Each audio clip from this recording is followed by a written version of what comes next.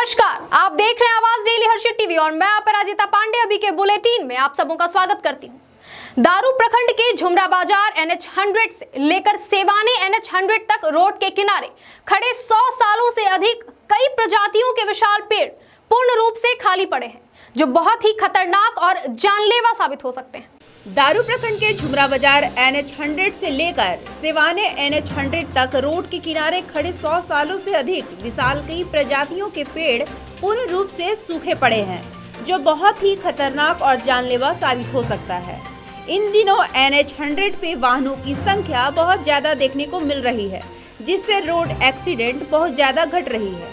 आए दिन रोज NH 100 पे बड़े बड़े अधिकारी, नेता, जनप्रतिनिधि आते जाते हैं, परंतु सब के सब चुप्पी साधे हुए हैं। दारू से सुमन सिन्हा की रिपोर्ट।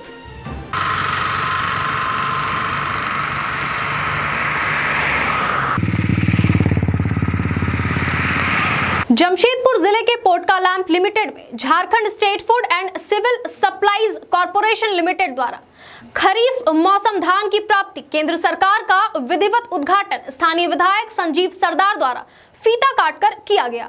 इस अवसर पर पोटका बीडीओ दिलीप कुमार महतो समेत कई गणमान्य लोग उपस्थित रहे। पोटका विधायक द्वारा पोटका लैंपस लिमिटेड के धान अधिप्राप्ति केंद्र का उद्घाटन फीता काटकर किया गया एवं आज से धान का क्रय प्रारंभ हो गया। वहीं पोटका विधायक ने कहा कि इस केंद्र से किसान अपना धान उचित मूल्य पर बेच पाएंगे और अधिक से अधिक मुनाफा कमाकर आगे बढ़े, जिससे अगला साल और अच्छी तरीके से धान का फसल उत्पादन करेंगे। वहीं कुछ लोग किसान न होते हुए भी रजिस्ट्रेशन कराकर धान बेचने का प्रयास करते हैं। ऐसे लोगों पर जांच कर कार्रवाई करने की बात कही गई। पोटका प्रखंड में पोटका लैंप्स में झारखंड सरकार द्वारा धान क्रय केंद्र का शुभारंभ किया गया। साथ साथ आज आसन बनी क्वाली का शुभारंभ हुआ है। इसमें झारखंड सरकार का प्रयास है, जो कृषक भाई लोग हैं, कृषक लोग हैं, उनका धान को उचित दाम मिले, सरकारी दाम मिले, ताकि अगला साल और फिर दोबारा वो कृषक कर पाए और उसको प्रोत्साहन मिले। चलती ट्रेन में ब्रेक बाइडिंग की समस्या के कारण उसे रोककर ठीक किया जाता था। इसे ठीक करने में 20 से 25 मिनट का वक्त लगता था, तब तक ट्रेन खड़ी रहती थी।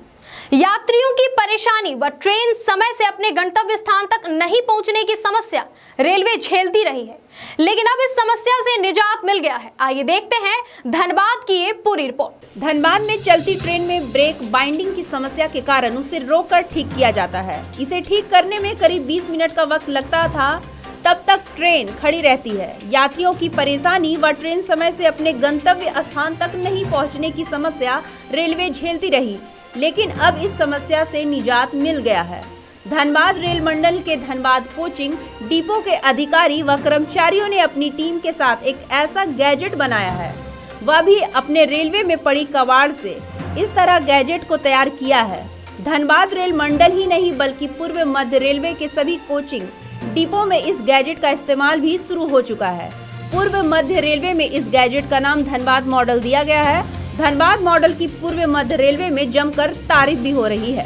पिकनिक स्पॉट तिलैया डैम में सुरक्षा व्यवस्था का होगा पुख्ता इंतजाम। सुरक्षा व्यवस्था को लेकर एसपी ने किया डैम का निरीक्षण। आइए देखते हैं तिलैया डैम की ये खास रिपोर्ट।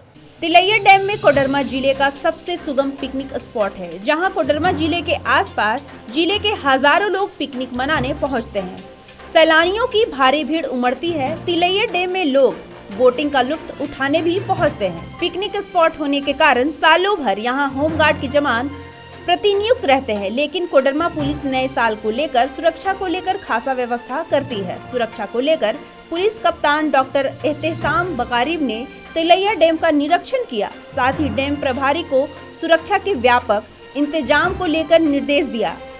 एसपी डॉक्टर एहतेशाम बकारीब ने बताया कि डैम क्षेत्र में बाइक पेट्रोलिंग होगी, जो लोगों का मदद करेगी। उन्होंने कहा कि मनचलों की हरकत पर विशेष जोर रहेगा।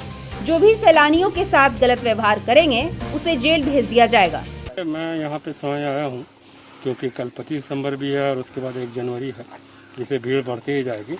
और झुमरी तिलैया एक विश्व प्रसिद्ध जगह है, तो हमने थाना प्रभारी को विशेष रूप से इसके लिए अलर्ट किया है और जरूरी निर्देश दिया है कि यहाँ पे क्या क्या व्यवस्था होनी चाहिए। जिसका ये बखूबी निभार है। प्लस यहाँ पेट्रोलिंग इंप्रूव करने के लिए और जो हमारे होमगार्ड के जवान तैनात हैं उनको प्रॉपर ब्रीफिंग करने कि कैसे लोगों की सहायता करना है, उनको कष्ट नहीं होना चाहिए घूमने के दौरान, और जनरली उनको क्षति भी नहीं हो, इसका भी ध्यान रखा जाए, लगाया जाएगा। इसके लिए हम लोग बाइक पेट्रोलिंग यहाँ पे कराएंगे, जिसमें 2 बीट ऑफ पुलिस रहेगी, कम से कम सुबह से लेकर शाम तक, सूर्यास्त तक, और जो कि कंटिन्यूस यहाँ पे देखेंगे और इस तरह हुड़दंग करने वालों को प्रॉपर कानूनी कार्रवाई करेंगे। सूबे के कृषि, पशुपालन और सहकारिता मंत्री एक दिनी दौरे पर कोडरमा पहुंचे। उपायुक्त रमेश घोलप समेत आला अधिकारियों ने कोडरमा परिसदन में पुष्पगुच्छ देकर उनका स्वागत किया। परिसदन में कृषि, पशुपालन और सहकारिता विभाग अंतर्गत विभिन्न योजनाओं की समीक्षा की गई। सूबे के कृषि, पशुपालन और सहकारिता मंत्री एक दिनी दौरे पर कोडरमा पहुंचे। उपायुक्त रमेश घोलप समेत आला अधिकारियों ने कोडरमा परिसदन में पुष्प गुच्छ देकर स्वागत किया। परिसदन में कृषि, पशुपालन और सहकारिता विभाग अंतर्गत विभिन्न योजनाओं का समीक्षा किया गया। मंत्री बादल पत्रलेख ने अधिकारियों को विभाग की योजनाओं को धरातल पर उतार आम लोगों की उन्नति, विकास को आगे बढ़ाने का निर्देश दिया। बाद में पत्रकारों से बातचीत करते हुए कृषि मंत्री बादल पत्रलेख ने कहा कि कोडरमा में विभाग की योजनाओं का समीक्षा किया जाएगा। जहां कमी आई है वहां सुधार लाने का निर्देश दिया गया। कृषि मंत्री ने बताया कि बीज वितरण में कमी आई थी, उसमें सुधार लाया जाएगा। साथ ही कोडरमा में भंडारण को लेकर योजनाओं का रोड मैप तैयार है। उन्होंने बताया कि फसल राहत योजना के तहत 100 करोड़ का प्रावधान राज्य सरकार अपने मत से की है। कृषि मंत्री समीक्षा बैठक के बाद मरकच्चो प्रखंड स्थित आदर्श ग्राम चौपाना डी पहुँचे, जहाँ किसान गोष्ठी को संबोधित किया गया। साथ ही किसानों की समस्याओं से रूबरू भी हुए। जो कमियां हमें पाई गई कि बीज की जो यहाँ पर उपलब्ध कराया गया, तीसरा इंस्टॉलमेंट जब आया तो फिर उसमें लेट हुआ, जिसके कारण से लक्ष्य जो प्राप्ति थी उसमें कमी आई। उन सब चीज़ों को ध्यान में रखा गया है। यहाँ मिल्क प्रोक्योरमेंट में जो उदासीनता है उसके बारे में ध्यान दिलाया गया। साथ ही आने वाले दिनों में यहाँ पर कोडरमा में कृषि के क्षेत्र में भंडारण की व्यवस्था कैसे बढ़ाया जाए, कोल्ड स्टोरेज, इन सब की भी बातें की गई। और अभी इस दौरे में किसानों को हम ये बताने आए हैं कि हमने 1 रुपया लेकर 50,000 तक का ऋण माफी करने का प्रावधान किया है। उसके तहत पूरे प्रदेश में 9,07,000 किसानों को लाभ मिलेगा, जिसमें 7,84,000 किसानों का पूर्ण कर्जा माफ होगा। साथ ही 1 लाख। वक्त हो चला है एक छोटे से ब्रेक का। जल्दी मिलते हैं ब्रेक के बाद। बने रहे हमारे साथ, क्योंकि ब्रेक के बाद हम आपको दिखाएंगे रांची से एक बड़ी खबर।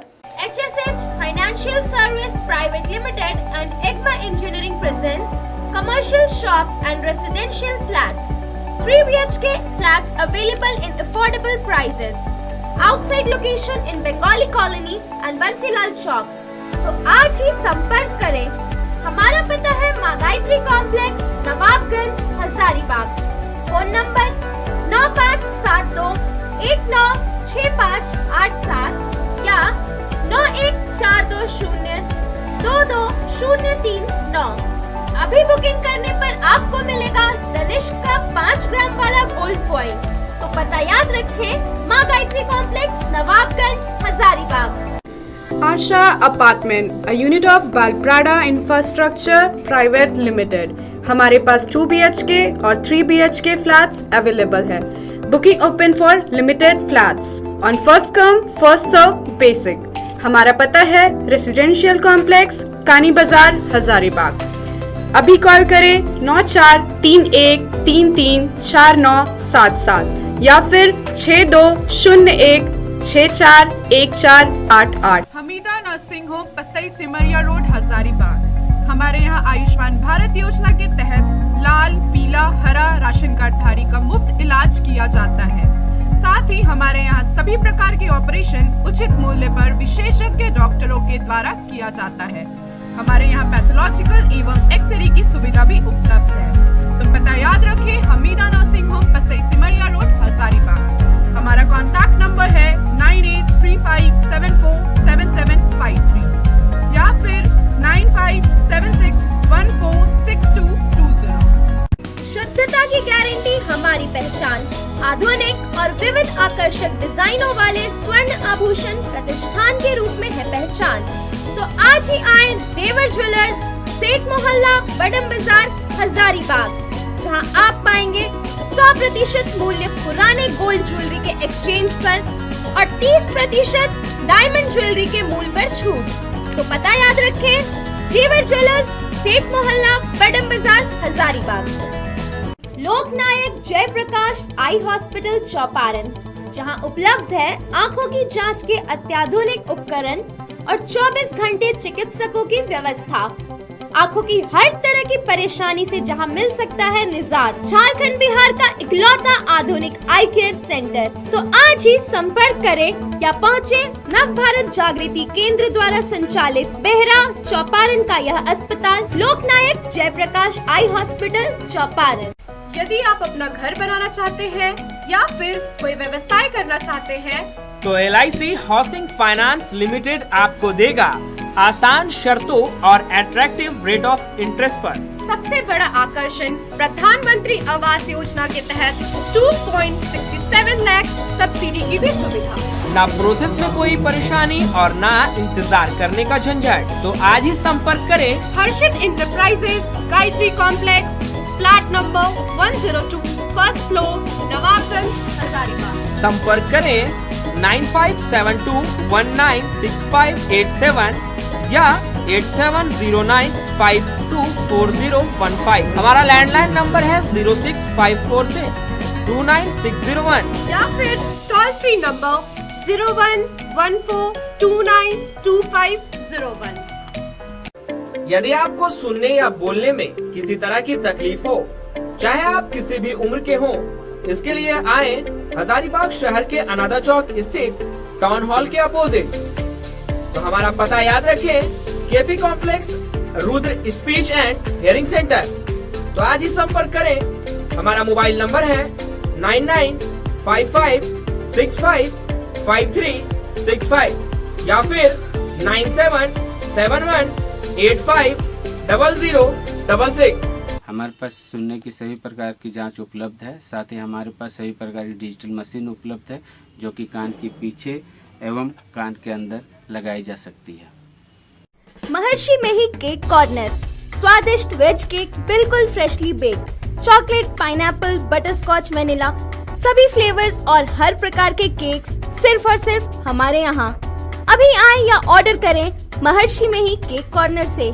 SS कॉम्प्लेक्स, ओखनी मोड़, पैगोडा चौक, हजारीबाग, या कॉल करें 800-250-8790 या फिर 7870202420। तो पता याद रखें, SS कॉम्प्लेक्स, ओखनी मोड़, पैगोडा चौक, हजारीबाग। हजारीबाग के लिए एक और बड़ी उपलब्धि, स्वप्नलोक द डॉल्फिनोज रिसोर्ट, देवी मंडप रोड, हजारीबाग। बस एक माह का और इंतजार। 11 नवंबर को भूमि पूजा और 1 दिसंबर से शुभारंभ, जहां पे ठहरने की उत्तम सुविधा, शादी घर, barbecue restaurant, swimming pool, gym समेत सारी सुविधाओं के साथ उपलब्ध है। धन्यवाद। ब्रेक के बाद खबरों में एक बार फिर से आप सबों का स्वागत है। भाजपा पर्यटन प्रकोष्ठ के निर्वतनाम सह सचिव एवं लोक जागरण मंच के अध्यक्ष पंकज सिंह ने सरकार पर आरोप लगाया है कि अवैध उत्खनन जोरों पर है, परंतु झारखंड सरकार ध्यान नहीं दे रही है। हमारे साथ श्री पंकज सिंह, जो पर्यटन प्रकोष्ठ के नेता हैं, भाजपा के नेता हैं, प्लस एक समाज सेवी हैं। आज सर, आवाज डेली हर्षी टीवी में आपका स्वागत है। धन्यवाद सर। ये बालू का जो मामला है, जो अभी चल रहा है बहुत, उसके बारे में क्या कहेंगे? बालू के नाम पे जो झारखंड प्रदेश में, पूरे प्रदेश में अराजकता का माहौल बना हुआ है। सरकार कह रही है कि बालू उठाने के आदेश पर रोक है। आप रोक बोल रहे हैं, रोक लगा हुआ है, लेकिन आज आप जाइए बाजार में, बालू आ कहां से रहा है? सरकारी अधिकारी, सरकार में बैठे मंत्री ये बताएं कि वो बालू आ कहां से रहा है बाजार में। प्रतिदिन आज आप चले जाइए बिरसा चौक, चले जाइए काटाटोली चौक, चले जाइए बूटी मोड़, बालू का गाड़ी आपको घुसता नजर आएगा। आंख बंद है प्रशासन का। सारे जगह सीसीटीवी लगे हुए हैं। क्यों, किससे पूछना चाह रहे हैं सरकार के लोग? या सारे लोग यहाँ तंत्र को धृतराष्ट्र बना दिए हैं लोग? अगर बालू घाट पे अगर रोक ही लगाना था, अगर उनको इच्छा है कि भाई बालू इसी तरह लुटवाना ही है, तो बालू का टेंडर ही नहीं करवाना था। तो टेंडर कब निकला था? टेंडर 2019 नवंबर में किया गया था, लेटेस्ट में चुनाव के पहले। वो पेंडिंग है, खुला ही नहीं है, फाइनेंशियल बिड तक नहीं खुला है। अब 2019 मार्च में जो खुला था उसका सारा चीज हो गया है, लेकिन कॉन्ट्रैक्टर को अवार्ड ही नहीं किया गया है वर्क ऑर्डर, और बालू बिक रहा है। जो पुराने घाट हैं जो 2 साल 3 साल से चल रहे हैं, ये रूल है कि मानसून आने के पहले घाट को बंद कर दिया जाता है, ठीक है? तो 15 अक्टूबर से ये चालू हो जाना था। 15 अक्टूबर, 15 नवंबर, 15 दिसंबर आज बीत रहा है। सरकार की मंशा क्या है ये समझाएं। एक तरफ कोरोना से लोग पीड़ित थे, काम शुरू हुआ तो बालू नहीं है। जो सरकारी एजेंसी काम कर रही है वो उसको बोल रहा है हमारे पास बालू है नहीं, काला बाजारी हो रहा है। जो बालू 2000 का वो 4000 में बिक रहा है, कोई रोकने वाला है? मैं ये चैलेंज के साथ कहता हूं कि स्थानीय जिला माइंस पदाधिकारी डीएमओ के संरक्षण में ये बालू की चोरी हो रही है। मुझे कुछ जिलों से ये सूचना भी आई है कि हर गाड़ी पे 400 रुपया फिक्स है, वो 400 रुपया वहां जमा करे, कोई गाड़ी को रोक टोक नहीं है।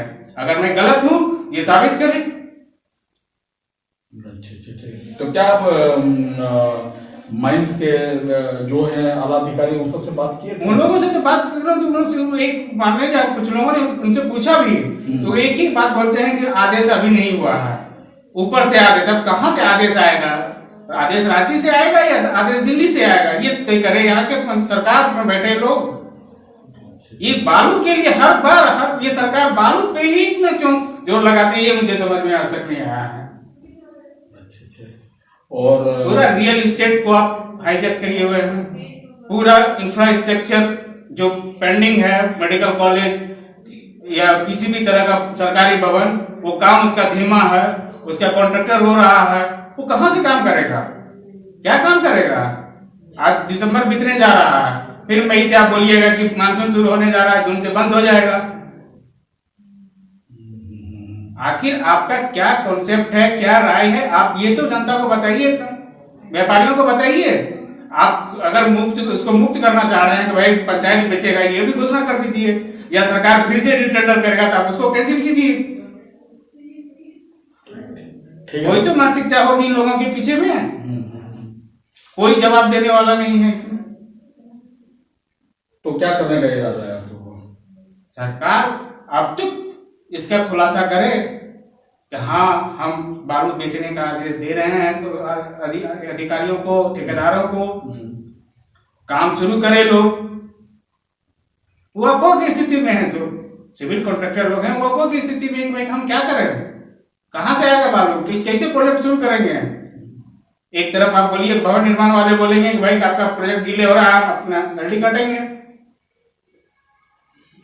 चलिए सर, और चलिए तो है। और आप भाजपा के इतने अच्छे स्टेट के नेता हैं। जरूर भाजपा का समर्थक हूँ, भाजपा का प्रदेश पर्यटन प्रकोष्ठ का निवर्तमान सह संयोजक हूँ। तो एमएसपी के बारे में क्या बोलते हैं? हाँ जी, किसान आंदोलन जो चल रहा है, किसान आंदोलन तो एक ड्रामा है, ड्रामा के सिवाय कुछ नहीं है। क्या ड्रामा है? आप 4 साल बैठ करके क्या किए ये तो बता दीजिए।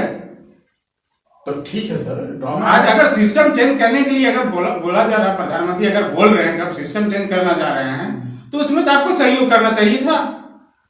आपके पास है कोई कंसेप्ट? क्या आप 60 साल में बता दीजिए आप किसानों के लिए क्या किए हैं? तो किसान भी तो ये कांग्रेस बोल रही है कि नहीं हमारे जमाने का है, हमने इसको किया है, हमने। कांग्रेस में बैठे लोगों को ये अभी तक पूरा मुद्दा ही नहीं जानकारी है। जब प्रधानमंत्री जी बोल रहे हैं, कृषि मंत्री जी बोल रहे हैं कि अगर इसमें किसी तरह का बदलाव चाहिए तो हम बदलाव करने के लिए तैयार हैं, लेकिन यहाँ तो जिद अड़ा हुआ है कि भाई पूरा बदल दीजिए, इसको रद्द कर दीजिए। ऐसी सरकार नहीं चलती है ना। कल आप भी सरकार में थे, आप पर जवाब नहीं बताया जाता था कि आप रद्द कर दीजिए। आप बदलाव अगर आप चाहते हैं तो आप आइए सरकार के साथ, विरोध की राजनीति करने के लिए चुनाव है ना। आप 5 साल हम सरकार चलाएंगे, 5 साल आप रोज विरोध कीजिएगा तो हम क्या करें? पार्टी क्या करेगी? मोदी जी क्या करेंगे? नहीं मानता हूँ सर, लेकिन ये आपका किसान सड़क पर बैठे हुए हैं सर, वो रात दिन बैठे हुए हैं, सरकार से वार्ता कर रहे हैं। आज मोदी जी नजर आ रहे हैं दिल्ली में बैठे हैं, ठीक है। आज यहाँ पे किसकी सरकार है? आज आप जाकर घूम के देख लीजिए किसानों से कितने में खरीदारी हो रही है धान की।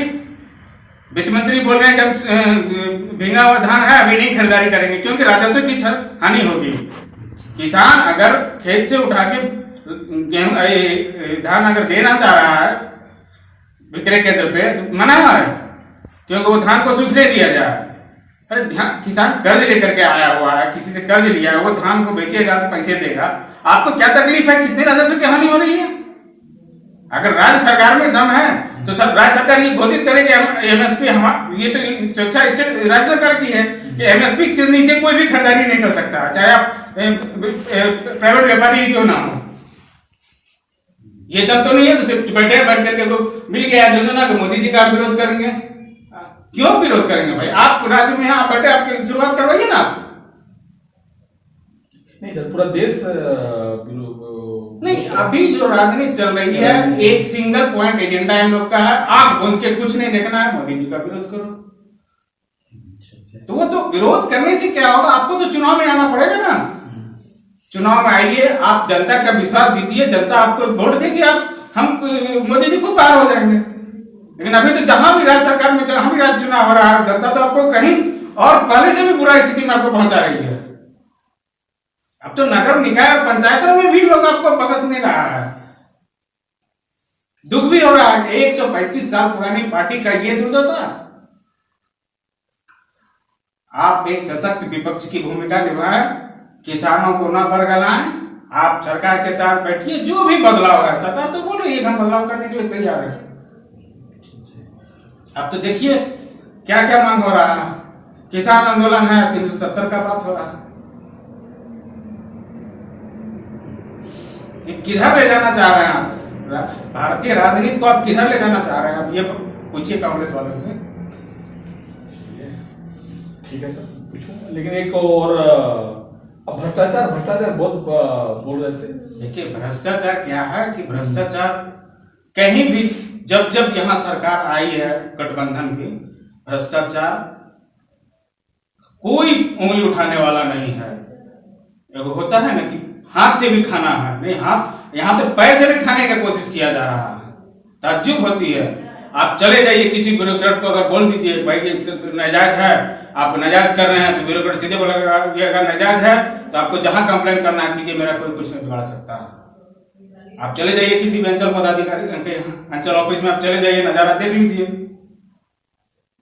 सेवा नियमावली बना हुआ है झारखंड का कि 30 दिन में आपको किसी का नोटिशन है, किसी का रसीद काटना है तो आपको 30 दिन के अंदर करके देना। अगर उसी में किसी का त्रुटि है तो आप उसको रद्द कर दीजिए। 2.5 साल 3 साल उसको रोक के रखा गया है। क्यों? तो मोटा माल चाहिए। तो मोटा माल आपको बिल्डर दे सकता है, जो रियल एस्टेट का बिजनेस करने वाला है वो दे सकता है, लेकिन एक आम आदमी जो 10 डिसमिल 15 डिसमिल 20 डिसमिल 25 डिसमिल जमीन खरीद रहा है अपने लिए, वो आपको कहां से देगा? आप चले जाइए, बिना पैसे का नक्शा पास करवा लीजिए। फिक्स है टेबल पे पर स्क्वायर फीट इतना आपको देना है। अगर मैं गलत हूं तो वो हम पे मुकदमा दायर करें। विभाग बोल रहे हैं सर, आपका प्रूफ हो उसका कुछ तो। आप देखिए यहाँ ट्राइबल के लिए ही मुंडा जी इतना काम कर रहे हैं। जी जी जी। मुंडा जी एक तो झारखंड के हैं और ट्राइबल से जमीनी स्तर से जुड़े हुए हैं। वो एक अपना एक कॉन्सेप्ट लेके चल रहे हैं कि हाँ भाई ये जो विकास जो है ट्राइबल का वो धरातल पे दिखे, उसके चलते उन्होंने ट्राइफेड को तरह तरह का योजना ऐड करवाया कि भाई उन लोगों से सामान खरीदा जाए, जो कारीगर है उन्हीं लोगों से लिया जाए। लेकिन अब ऐसा नहीं हो रहा। अधिकारी को भी अब हर जगह मॉनिटरिंग करने के लिए मुंडा जी नहीं बैठ जाएंगे, हर जगह मॉनिटरिंग करने के लिए मोदी जी नहीं आ जाएंगे। ये तो अधिकारियों का भी अपना कर्तव्य है ना, कर्तव्य है कि हम प्रोजेक्ट को दूसरी तरफ ना मोड़ने की कोशिश करें। इतने साल हो गए, अभी तक ट्राइफेड में क्या हो रहा था, बहुत लोग तो ट्राइफेड का नाम तक नहीं जानते थे। आज प्रधानमंत्री वन धन योजना के तहत बहुत तरह के उत्पाद खरीदा जा रहा है ट्राइफेड में। बहुत तरह का वस्तु सजावट का हो या कपड़ा हो, ट्राइफेड से लिया जा रहा है, ट्राइफेड में ले रहा है। लेकिन ट्राइफेड वाले अधिकारी को ये सुनिश्चित करना पड़ेगा कि वो माल जो आ रहा है ये सही में ट्रैवल वाले ही यहाँ आदिवासी बंधु के यहाँ से ही आ रहे हैं या कोई बिचौलिया सामने जा करके उनका सिर्फ नाम यूज करके वहां उत्पाद पहुंचा रहा है। सही।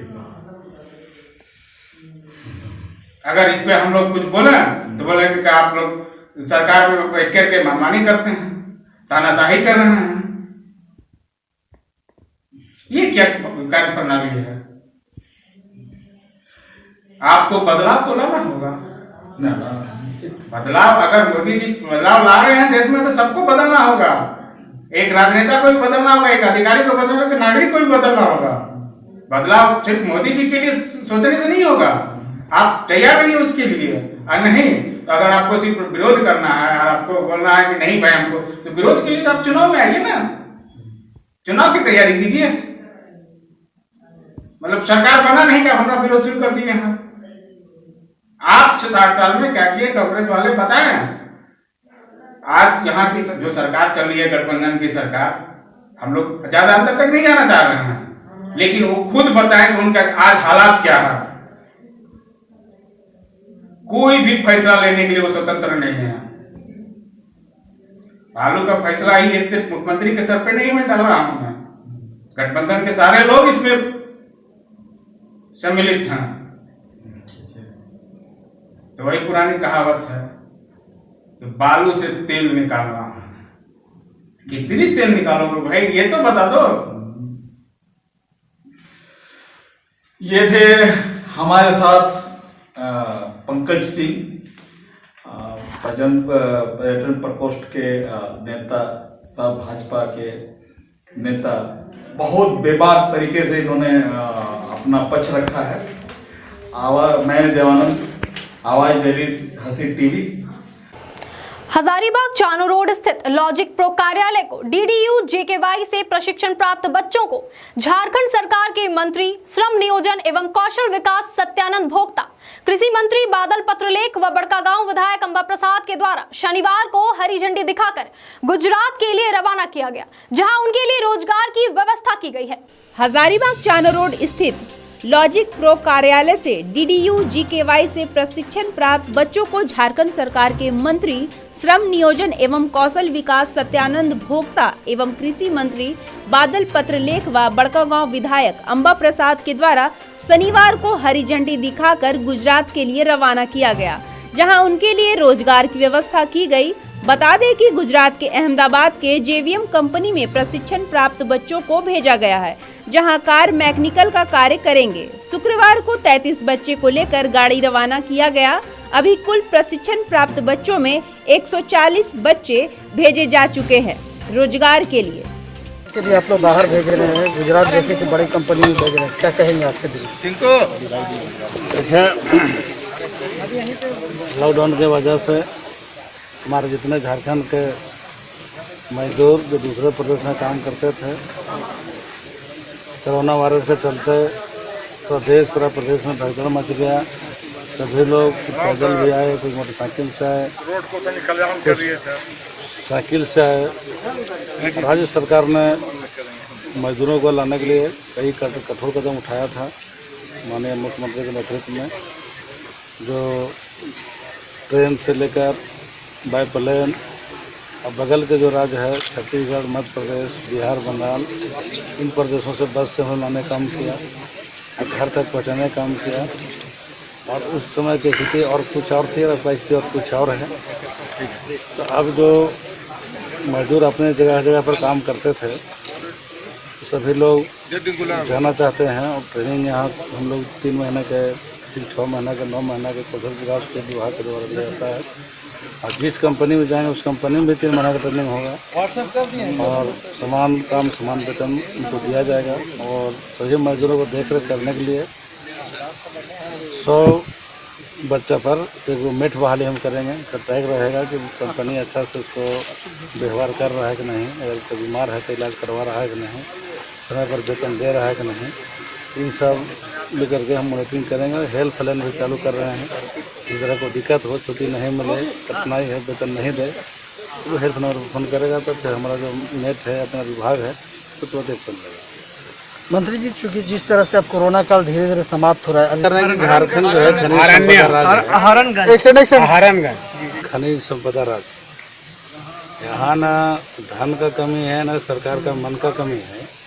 देश का ऋण झारखंड है, लेकिन यहाँ के जो मजदूर हैं। भारतीय जनता पार्टी के अनुसूचित मोर्चा के प्रदेश प्रभारी उज्जवल दास झुमरी तिलैया भाजपा कार्यालय पहुंचे, जहां पत्रकारों से बातचीत करते हुए कहा कि हेमंत सरकार चुनाव के वक्त किसानों के 2 लाख ऋण माफी का वादा किया था, लेकिन अब सिर्फ 50,000 ही किसानों का ऋण माफ कर रही है।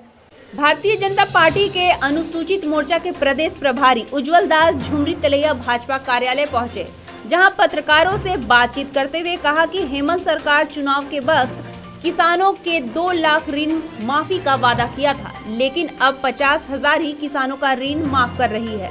हेमंत सरकार अपने वादों से लगातार मुकर रही है। उन्होंने बताया कि हेमंत सरकार विफल साबित हो रही है। इस सरकार में विधि व्यवस्था से लेकर आर्थिक स्थिति लगातार खराब हो रही है। उन्होंने बताया कि केंद्र सरकार किसानों के पक्ष में 3 कृषि बिल लाई है, जिससे किसानों का उन्नति होगा, लेकिन विपक्षी दलों द्वारा किसानों को दिग्भ्रमित कर रही है। प्रेस वार्ता में भाजपा जिला अध्यक्ष नितेश चंद्रवंशी समेत अन्य भाजपा नेता भी उपस्थित हुए। पहले जो इनका चुनावी घोषणा पत्र था उसमें कहा गया था कि 2 लाख रुपए तक का ऋण माफ किया जाएगा, लेकिन वो घट करके 50,000 रुपया हो गया। अब वो 50,000 रुपये में क्या होगा? तो ये तो न्यायोचित नहीं है किसानों के लिए। दूसरी चीज है कि उसमें कह दिया गया, कंडीशन लगा दिया गया है कि जिनका खाता एनपीए होगा उनको ऋण माफी की सुविधा नहीं दी जाएगी।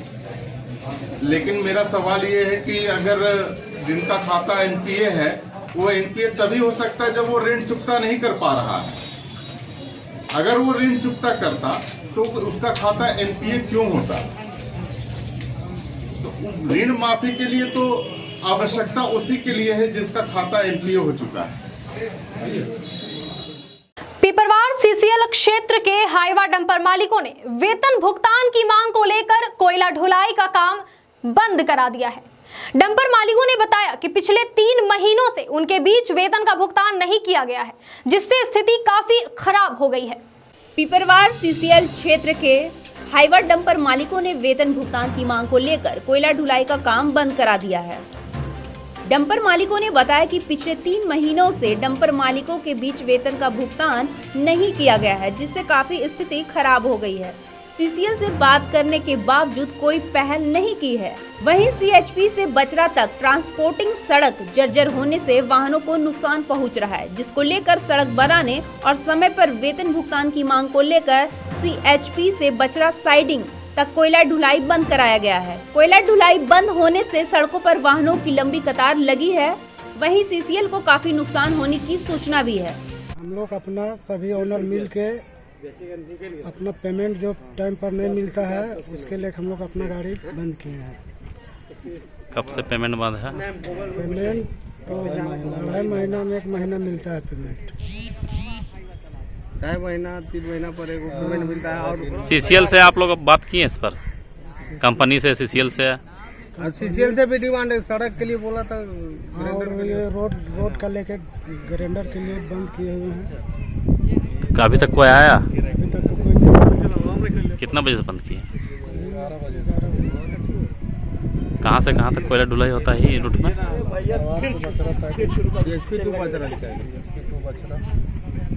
तभी आप लोग का क्या मांग है? मुख्य मांग क्या है?